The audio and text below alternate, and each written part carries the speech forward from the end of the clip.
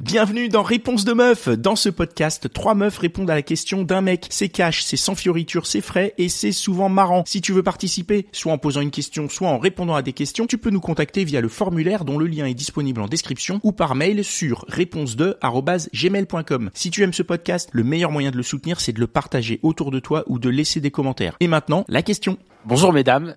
Ma question est, c'est quoi une bonne photo de profil sur les applis? Une photo qui fait un petit peu naturelle. Même si elle est pas naturelle, mais ça fait naturel. Genre, il est en mouvement, en action, il fait quelque chose. Alors tout à l'heure, on a parlé de torse-poil, c'est naturel, non? Non, ça, c'est pas naturel. Par exemple, je sais pas, il est en train de marcher, ou, je sais pas, il lit un livre, des trucs comme ça. Mais pas forcément pas trop sexy. Un peu quand même. Non. Oui, c'est ça. Ça peut être une photo, par exemple, prise dans un moment où il peut être, en sortie, en terrasse, des choses comme ça. Genre les selfies, je les mettrais pas dedans, par exemple. Mais où il est, comme disait Véronique, en mouvement, en train de sourire, des choses comme ça. Quelque chose qui montre que justement, à cet instant T, il kiffe sa vie, quoi.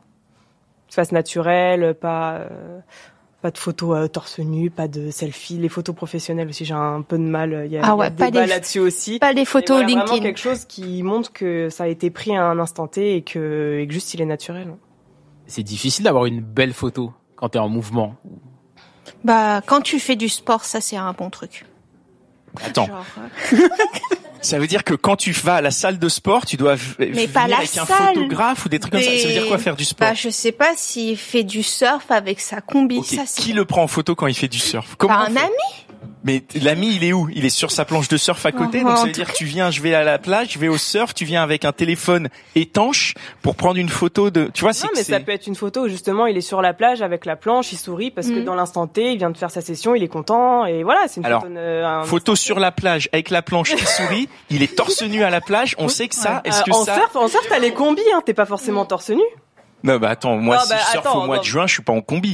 Je suis en combi au mois de décembre à Biarritz, ok, mais sinon, donc non, mais est-ce que vous vraiment vous voyez une photo d'un mec même en combi en mode surf à la plage, vous swipez, si le mec est beau gosse, c'est pas un frein. Non.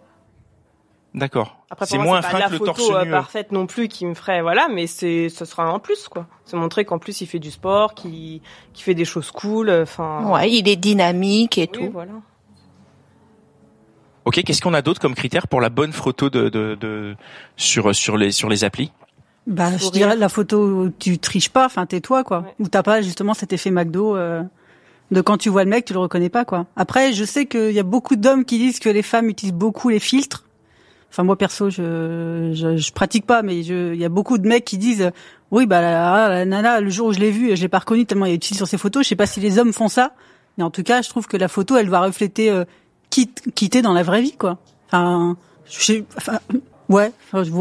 ça, c'est sans fioriture, voilà. Que tu peux avoir, parce que je sais qu'au tout début, j'avais tendance à être comme ça, à mettre forcément les photos qui te mettent en valeur. Je mettais jamais de filtre, mais forcément, c'est toujours tu prends les meilleures photos, etc. Et après, par rapport à ce que toi t'es, c'est pas forcément le jour et la nuit, mais tu sens que ça reflète pas vraiment ta personne, ça reflète plus ton image idéale.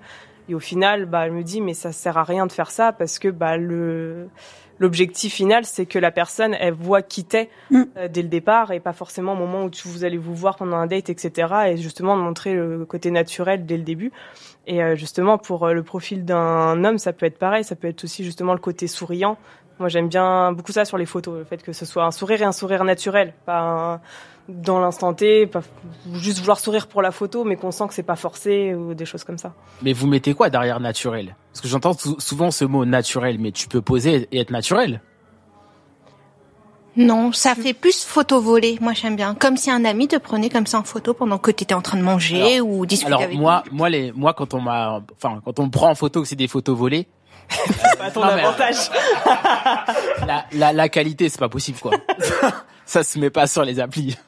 Parce que après, t'as peut-être des amis qui savent pas prendre des photos, mais je crois que nous, en tant que, je vais faire une énorme généralisation, mais en tant que mec, on a déjà pas énormément de photos.